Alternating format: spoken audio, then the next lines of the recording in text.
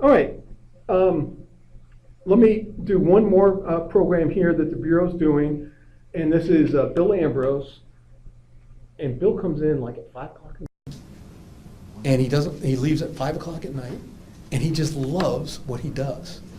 And the STARR program is, I wish I could remember what all the initials are, I don't on this one, but it's a state of Texas resource assessment. This is free. Anybody can go to Bill Ambrose with a project, and he'll work for you for free. So let me show you some of the projects that Bill has worked on. Now, why does he work on it for free? Because STARR is state of Texas, and he gets 100% of his money for the state of Texas.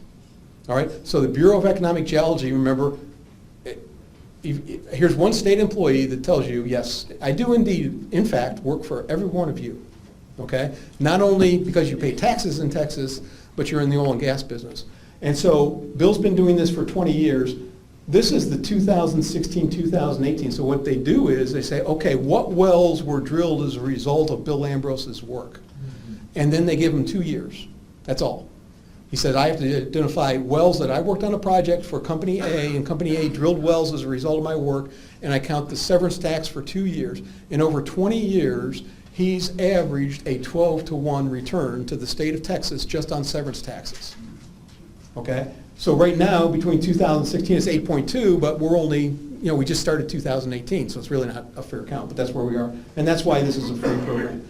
So these STARR studies, so these are not just, they have to be Texas-based, doesn't have to be Permian Basin. There's a lot of Gulf Coast projects there. And these are the individual field studies that he's done and the regional studies that he's done. And so if we look at the Permian Basin, now this was, he made this presentation when we talked to an independent a couple weeks ago. Somebody came up and asked me that question. Can you as an independent go to the Bureau and talk to some of the guys at the Bureau? Yeah, you can. And they'll do that for you. You want to come over and buy me lunch? I'll get Bill Ambrose, and we'll sit down and talk for a couple hours and talk about geology in the state of Texas and how to make money in the project areas that you're working, because the Bureau is sponsored by the taxpayer of Texas. The Permian Basin is not producing 15% of the oil for the United States. The current production for the United States is around 10 million barrels, and about just shy of 3 is coming out of the Permian Basin, so it's about 30%, it's about double that. 60% of the oil in Texas, it's probably a little bit higher than that, cumulative production, and that's why this is one of the big plays. Well, these are some of the current studies that he's working on, the Eastern Shelf studies. You can see one is in the core. He's working on a Sprayberry work for a company. He's also working on continuing this Brown work that he did in 1990. He's working on the Wolf Camping and the Canyon Cisco group. And he likes doing projects with a lot of stratigraphic variation. Well, this is a kind of a rough cartoon, but obviously we're coming down off the shelf, and this is kind of sedimentation we see in the shelf and what we see in the basin. What's kind of interesting is, everything on the outcrop is up on the upper shelf. And so when I talk with Steve Ruppel, who many of you probably know because he's been one of the top researchers at the Bureau for 30 years, and we talk about the Wolfcampian, my experience is all here, and his experience is all here. They're very interesting conversations.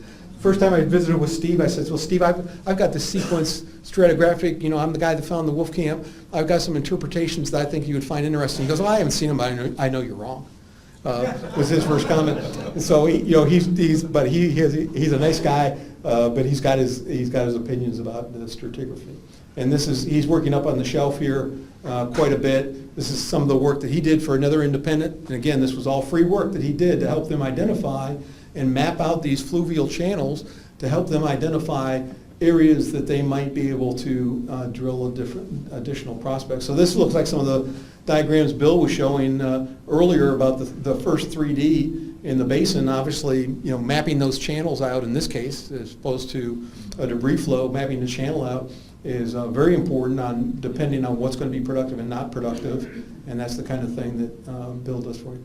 Here are some of these Wolfcampian slope carbonates. That's what Bill was showing about some of the individual vertical wells. When you find these in the upper slope, they're fantastic, but they're very difficult to identify, and this is some of the work that Bill did. And so when he did that, I visit with him some days, and he's, I come in at 7 and he goes, well, I'm just coming back from the core workshop. I just spent 3 hours measuring core. Well, I'm there at 7 o'clock in the morning. And that's what he's doing. So he's not just looking at logs, he's kind of doing these correlations, then identifying from the rock to the logs, and then you can see one of those examples of where he's mapping some of these facies coming in through here in Conshohocken. And then this is the project that he's doing in the Midland Basin. He's working at the entire regional study of the Dean Sandstone section, and there's just the location of some of the work that he's done and the source terrains that he's looked at to be able to identify these, and this is his work on the Sprayberry. So you look at that column over on the right, and you can tell that was done by a stratigrapher, right? And that's Bill's background. These are the current STARR projects that he's working on. So there's a mixture of Gulf Coast, Wilcox, Alamos, San Miguel, the Smackover. I'm not sure what he's doing in the Smackover up in East Texas. Bill, I thought you and I'd worked that to death, but guess what? New ideas, new times. Everybody's coming up with different things, and then he's got a number of plays going on in the Permian Basin. So that's free to you, and it's mostly he's working with small operators.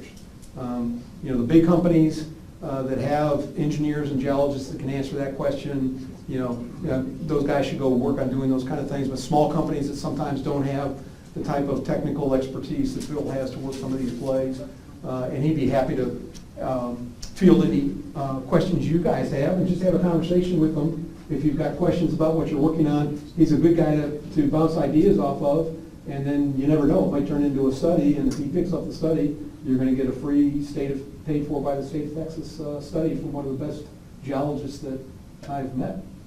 So that's, and he publishes quite a bit in AEPG also, so he's a very active guy. Bill? I just wanted to add, when I was working